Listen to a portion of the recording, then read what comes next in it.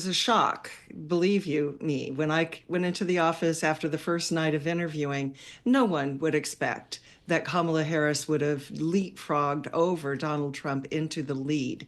We had seen her move in the September poll from where we were measuring Joe Biden as the nominee back in June. And this is really just a continuation of that. She now leads by 3 points, I think.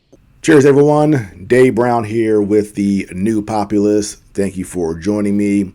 And that was Ann Selzer, who puts out the most popular poll in Iowa. She works for the Des Moines Register.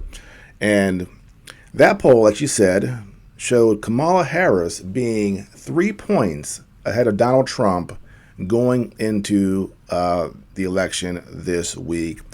And when she came out with this poll, my immediate thought was, this is complete garbage.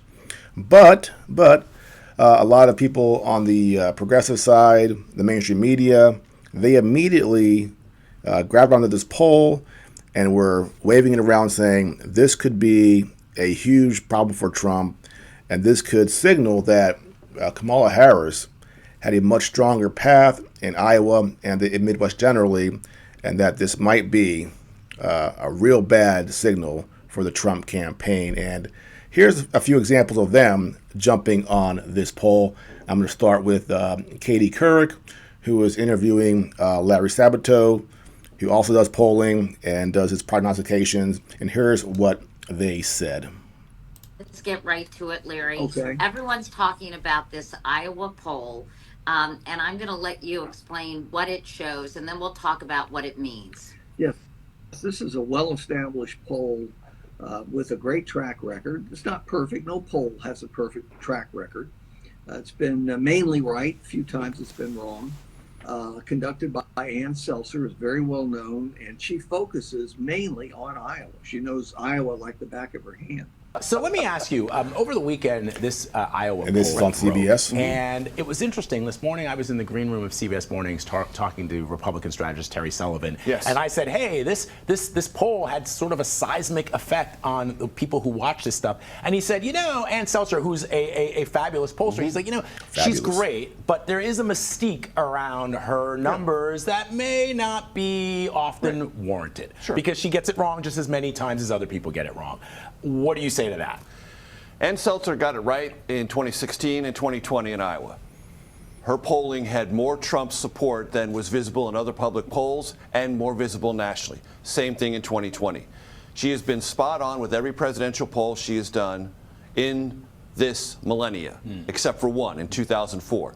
She had Kerry ahead of Bush. Bush won Iowa narrowly. Every other poll she's done statewide in Iowa right before the presidential election has been very, very close. Let's get right to it. So there you have mainstream media figures saying that this poll is credible. She's been right in the past, and that this means a big problem for Trump. And Trump himself saw the poll, and as you can imagine, he said, no, this poll is garbage. Here is Anderson Cooper reporting on Trump putting out this poll being, again, garbage. Surprising new poll out of Iowa. It shows Vice President Harris up 3 points over the former president, 47% to 44%. Now, that number is still within the margin of error, so there's no clear leader. Former president attacked the pollster and said the poll was intentionally skewed to favor Harris. I got a poll, I'm 10 points up in Iowa. One of my enemies just puts out a poll, I'm 3 down. Why do they announce a poll that's highly skewed toward Democrats and liberals? Why do they do that? When you read it, they interviewed far more Democrats than they did Republicans. Why do they do that? Why do they do that?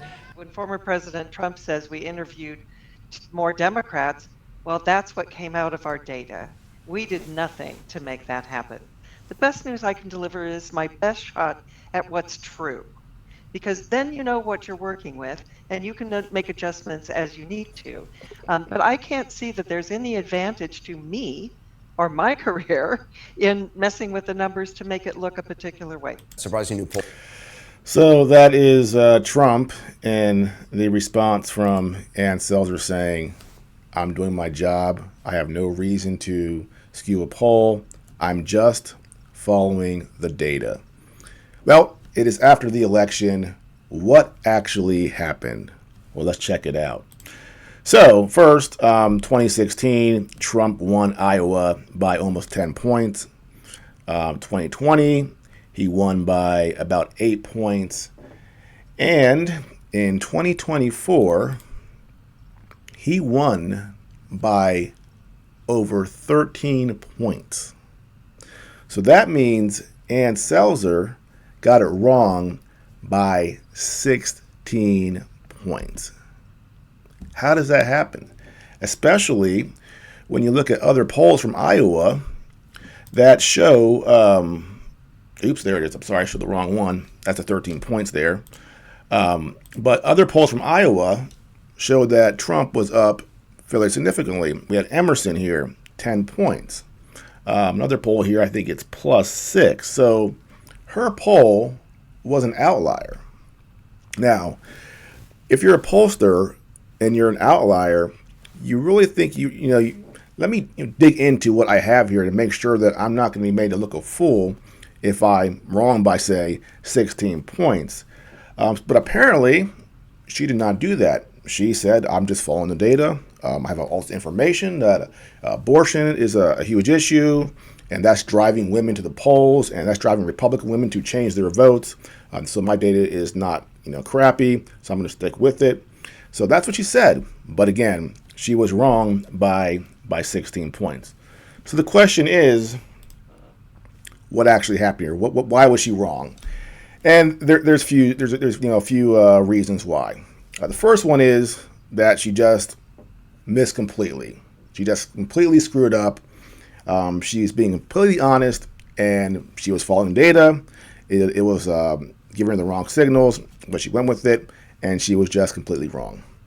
That's one possibility.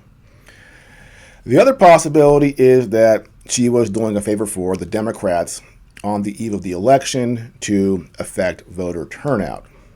That's possible because people see this poll, and it might encourage, say, somebody who was like, you know what, I'm in Iowa. It always goes Republican. I'm a Democrat, or I vote Democrat, but I'm not going to waste my time going to the polls because I know Trump's going to win. So sometimes polls are released to try to encourage people who weren't going to vote to get out and vote. And so that's definitely a possibility. What's another possibility? Maybe the DNC paid her off. I have no evidence for that, but certainly it's a possibility. Not an accusation. I'm just pointing out a possibility. And the fourth thing is we have betting markets right now where you can bet on a state or the national election. And when this poll dropped, it messed with the betting markets. So theoretically, if she told her friends that she was dropping this poll and the betting markets were skewed for a second, they could go and jump in with their money and make money. So I don't think that's what it was, but that is a possibility, manipulating the betting markets. So really, really huge miss, 16 points. Why did it happen? We don't know for sure, but it is very, very suspicious. And she talked about her credibility there at the end in one of those clips there. And she's right. She lost all credibility. How do you come back next time and explain why you missed by 16 points? And her next poll in 2028, people are going to laugh at, and they should. So really embarrassing for her. And I wonder what actually happened here. We will never know, but we can, again, only speculate on the possible reasons why she missed by that much. So 2028, you see her poll, do not pay attention. Well, that's it for now. If you are new to my channel, please like and subscribe, and I'll see you next time.